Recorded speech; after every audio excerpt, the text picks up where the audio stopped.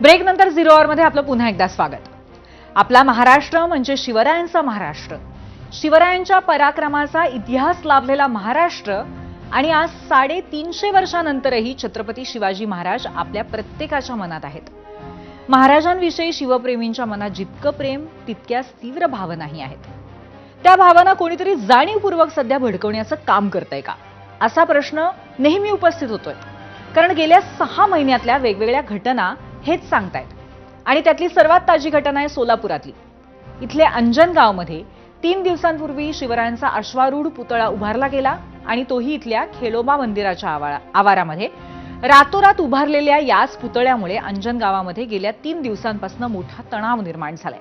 2 समाज एकमेकांसमोर उभे ठाकलेत, गावाला अक्षरशः चौकीचं रूप आलंय। बरं, ही काही पहिलीच घटना नाहीये, तर गेल्या 3 महिन्यामध्ये सोलापुरातील मोहोळ, बुलढाण्यातील चिखला, परभणीतील बोरी, बीडमधील गेवराई, यवतमाळ शहर, सोलापुरातील मोडनिंब अशा 6 ठिकाणी अशाच प्रकारे अनधिकृत पुतळा रातोरात बसवण्यात आला। आता एकतर परवानगी नाही, त्यामुळे वाद, पुतळ्याची विटंबना, बिघडणारा सामाजिक सलोखा अशी सगळी संकटं प्रशासनासमोर उभी राहतात। आता सोलापूरमध्ये गेल्या 3 दिवसापासून असलेला तणाव शांत करण्यासाठी प्रशासनाचे प्रयत्न सुरू आहेत, मात्र अजूनही स्थिती नियंत्रणात आलेली नाही। काय काय सुरू आहे सोलापुरातील अंजनगावात आणि आताची तिथली परिस्थिती काय आहे हे आपण पाहणार आहोत, पण त्याआधी दुसरा प्रश्न पाहूयात, त्यासाठी जाऊयात पोल सेंटरला। आजचा आमचा दुसरा प्रश्न आहे, राज्यामध्ये छत्रपती शिवाजी महाराजांचे पुतळे कोणत्याही परवानगीशिवाय का बसवले जात आहेत असं आपल्याला वाटतं?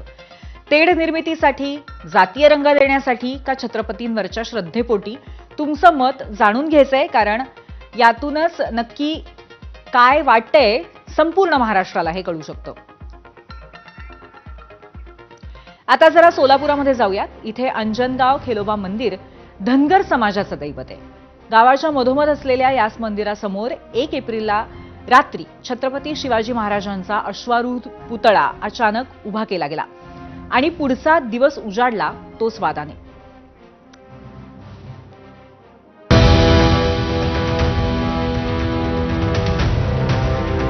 बुधवारी म्हणजे 1 तारखेला पहाटे अज्ञात तरुणांनी माढा तालुक्यातील अंजनगाव खेलोबा या ठिकाणी महाराजांचा अश्वारूढ पुतळा एक भव्य उभा केला। मात्र हा उभा करताना धनगर समाजाचं जे आराध्य दैवत आहे ते खेलोबा मंदिराच्या प्रांगणातच हा पुतळा उभा केला आणि या पुतळ्यामुळं आमच्या पालखी मार्गाला विरोध होतो। आमच्या जागेत हा पुतळा आहे, त्यामुळे या जागेतील पुतळा हलवून स्थलांतरित करावा आणि चांगल्या जागी बसवावा, यासाठी धनगर समाजही मदतीला पुढे येईल अशा रीतीची भूमिका पहिल्या दिवशी घेण्यात आली।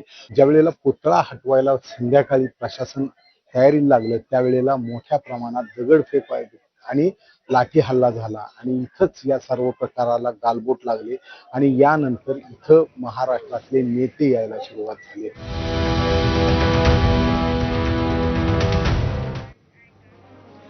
पहिला दिवस शांत झाला, गावकऱ्यांना वाद मिटवण्यासाठी त्यांनी पुढाकारही घेतला, पण दुसऱ्या दिवशी प्रकरणामध्ये राजकीय नेत्यांची एंट्री झाली आणि अंजनगावचं हे प्रकरण महाराष्ट्राभर पोचलं आणि गावातही तणाव वाढला।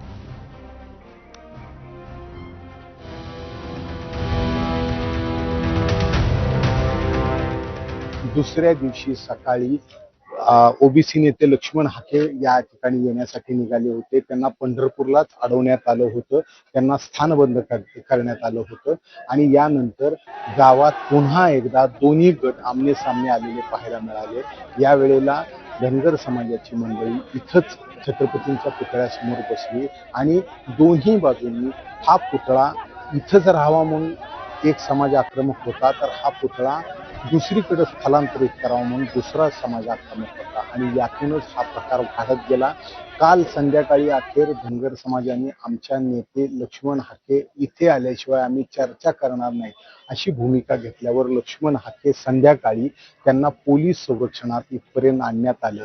मात्र इथं आणल्यानंतर त्यांची जी चर्चा झाली ही चर्चा न थांबवता त्यांनी थेट इथं उपोषणाला बसण्याचा निर्णय घेतला आणि यामुळेच हा वाद अजून वाढत गेलेला। काल रात्रभर इथं ओबीसी नेते लक्ष्मण हाके आणि महंतांनी छत्रपती शिवाजी महाराजांच्या पुतळ्यासमोर आंदोलन केलं होतं. रात्रभर गजी ढोल वाजवण्यात आले आणि या पद्धतीने पुतळा स्थलांतरित करा, महाराजांच्या पुतळ्याला आमचा विरोध नाही, मात्र हा पुतळा पालखी मार्गात आड येतोय त्यामुळे याचं स्थलांतर करा, अशा पद्धतीची भूमिका यावेळी मांडण्यात आली होती.